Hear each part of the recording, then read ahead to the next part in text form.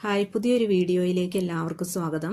ഇന്ന് നമ്മൾ കാണാൻ പോകുന്ന മനോഹരമായ കാഴ്ച ഇസ്രായേലിലെ ഹൈഫ എന്ന സ്ഥലത്തെ സീ പോർട്ടിന്റെ ഒരു ഭാഗമാണ്. ഇത് ഹൈഫ സ്റ്റെല്ല മേരീസ് ചർച്ചിന്റെ മുൻഭാഗത്തു നിന്നുള്ളൊരു വ്യൂ ആണ്. കടലിന്റെ മനോഹരമായ കാഴ്ച. ഇപ്പോൾ തണുപ്പ് കാലാവസ്ഥ ആയതുകൊണ്ട് കടലിന്റെ ദൂരക്കാഴ്ച അത്ര ക്ലിയർ അല്ല.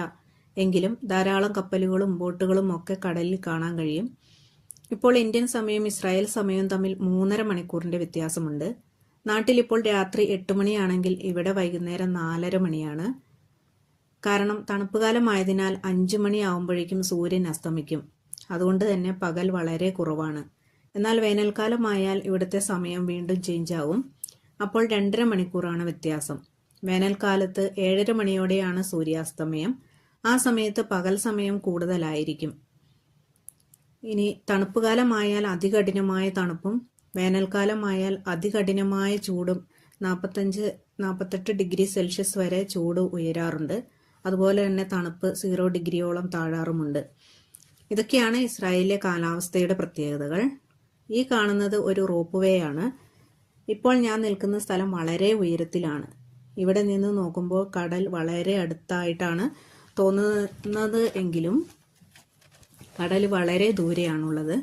അപ്പോൾ കടൽ തീരത്തേക്ക് എത്താനുള്ള ഒരു എളുപ്പമാർഗമാണ് ഈ കാണുന്ന റോപ്പ് വേ. ആളുകളെ താഴേക്കും താഴെ നിന്ന് മുകളിലേക്കും കൊണ്ടുവന്നുകൊണ്ടേയിരിക്കുന്നു. ഇതും ഒരു മനോഹരമായ കാഴ്ചയാണ്. ഇവിടെ നിന്നാൽ സമയം പോകുന്നത് അറിയുകയേയില്ല. നല്ല കാറ്റും തണുപ്പും മനോഹരമായ കാഴ്ചകളും.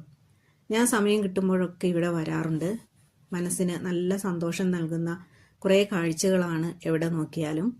ഇപ്പം താഴെ കൂടെ കണ്ടോ, വലിയൊരു ട്രെയിനാണ് പോകുന്നത്. അപ്പോൾ ട്രെയിനും കാറുകളും വണ്ടികളും തിരയടിക്കുന്ന തിരമാലകളും എല്ലാമായിട്ട് മനോഹരമായ കാഴ്ചകളാണ് ഇവിടെ നിന്നാൽ. ഇവിടെ നിന്ന സമയം പോകുന്നത് അറിയാറേ ഇല്ല.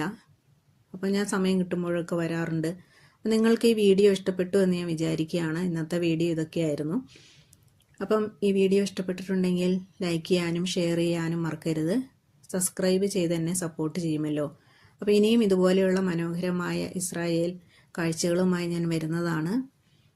അപ്പം വീഡിയോ കണ്ട നിങ്ങൾക്കെല്ലാവർക്കും നന്ദി പറയുകയാണ്.